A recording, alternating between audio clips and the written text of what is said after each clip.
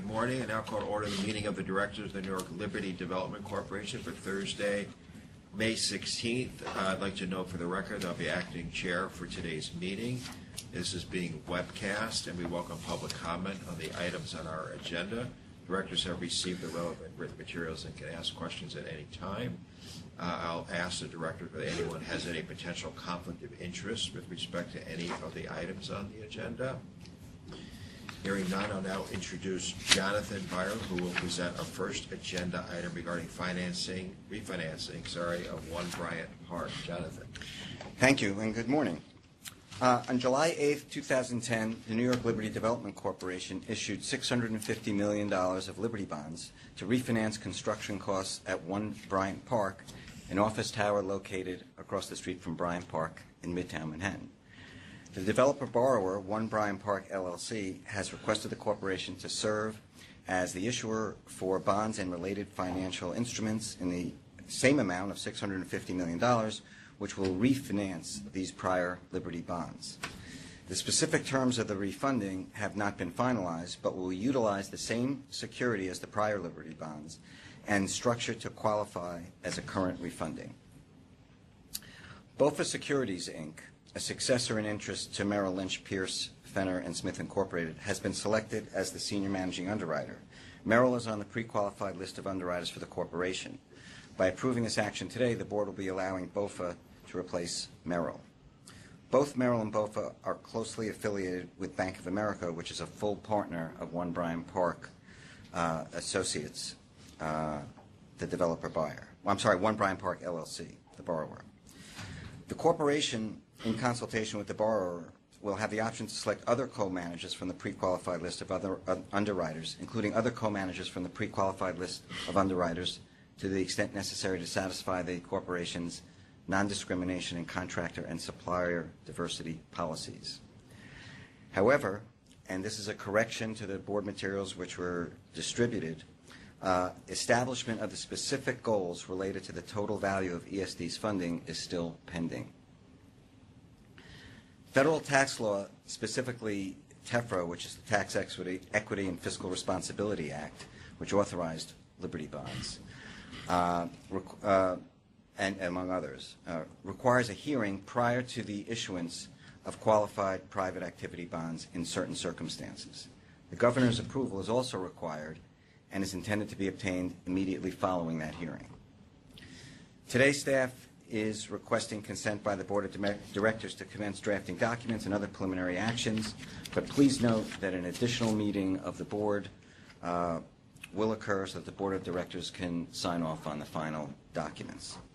Staff now recommends that the Board of Directors take actions related to TEFRA for the bonds, authorize the selection of the senior managing underwriter, the appointment of additional underwriters, authorize the preparation of documents in connection with the bonds, and take any related actions.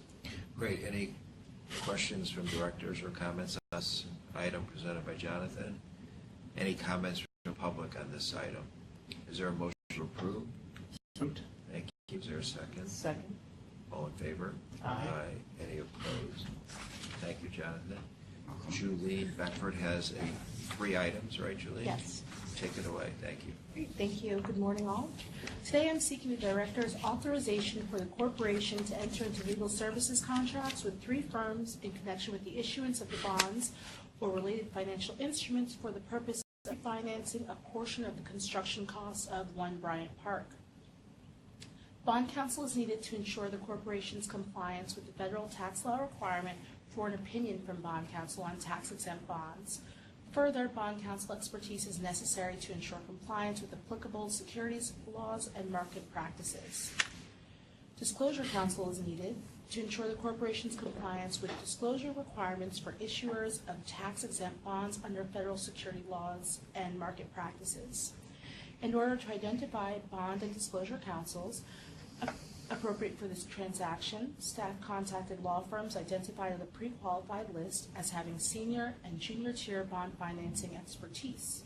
Based on interviews and other relevant criteria, staff recommends the retention of Catton, Luchin, Rosenman LLP and the Hardwick Law Firm as co-bond counsels and Berger Gray LLP as bond disclosure counsel in connection with the issuance of the bonds.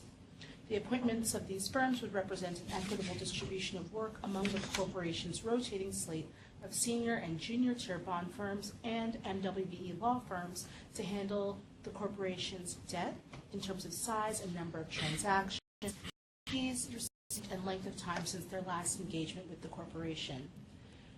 The contracts will be funded in their entirety by One Bryant Park LLC on or about the closing of the bonds, in tranches or as otherwise agreed upon by One Bryant Park LLC and the corporation in a pre-financing agreement. Council will agree that the corporation will not be obligated to pay any amounts for services described, except to the extent of any that the corporation receives funds from One Bryant Park LLC for that purpose. I am happy to answer any questions at this time. Did we go through all your items, Julie? That was it. Sorry, Okay. I consolidated Great. all three firms. Okay, good. Yeah. Any questions for Jolene on either of these items? Any comment from the public on either of these items? Is there a motion to approve all the items? So moved. A second. Thank you. All in favor? Aye. Any opposed? None. I don't believe we have any other items. Is there a motion to dismiss? So moved. Adjourn. Second. Thank you. We are adjourned. Thank you all.